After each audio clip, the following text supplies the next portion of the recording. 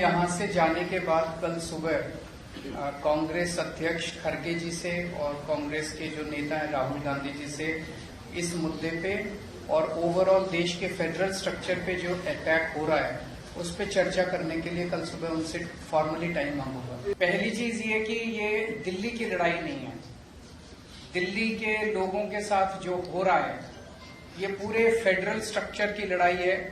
जिस तरह से पूरे देश के अंदर किसी भी राज्य में अगर वहां के लोग नॉन बीजेपी पार्टी को वोट देके उसकी सरकार बनाते हैं तो भारतीय जनता पार्टी की केंद्र सरकार उनके साथ 3 बर्ताव करती है।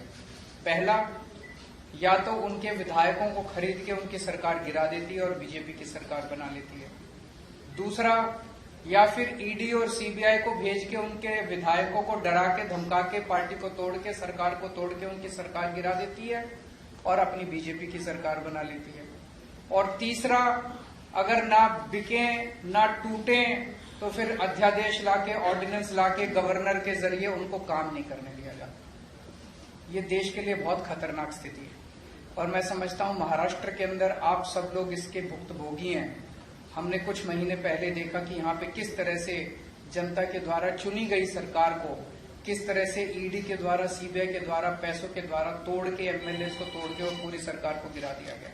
ये देश के लिए अच्छी परिस्थिति नहीं है कि अगर केंद्र सरकार अगर उन्होंने मैसेज दिया है कि अगर कोई बीजेपी को वोट नहीं देगा, बीजेपी की सरकार नहीं बनाएगा तो हम सरकार चलने नहीं देंगे या सरकार तोड़ देंगे। ये देश के लिए बहुत खतरनाक स्थिति है। तो हम पूरे देश के लोगों के पास जा रहे हैं, लोगों को जोड़ रहे हैं। लोग पूछते हैं ये विपक्ष की एकता है क्या?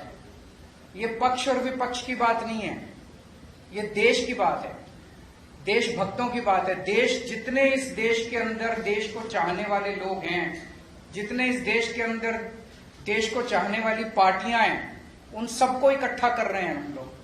तो जितने देश को चाहने, कोई देश को चाहने वाला व्यक्ति ये नहीं बोल सकता कि भाई इस तरह से चुनी हुई सरकारों को तोड़ के खरीद के अध्यादेश जारी करके काम न करने दिया जाए। तो मैं फिर से तहे दिल से शुक्रिया अदा करना चाहता हूं शरद पवार साहब का कि आपने हमें, और शरद पवार साहब देश के, आज मैं समझता हूं कि he is one of the tallest leaders which the country has. So हम शरद पवार जी से हमने निवेदन किया कि आपका तो सहयोग मिलेगा ही, लेकिन आप सारी पार्टियों से बात करके उनको सबको भी इस बिल के खिलाफ इकट्ठा करेंगे। और मैं समझता हूं कि अगर ये राज्यसभा में बिल गिर जाता है, बीजेपी पास नहीं करवा पाती है, तो ये आप इसको 2024 का सेमीफाइनल मानिएगा। फिर मैसेज ये होगा कि 2024 में मोदी जी की सरकार नहीं आ रही है।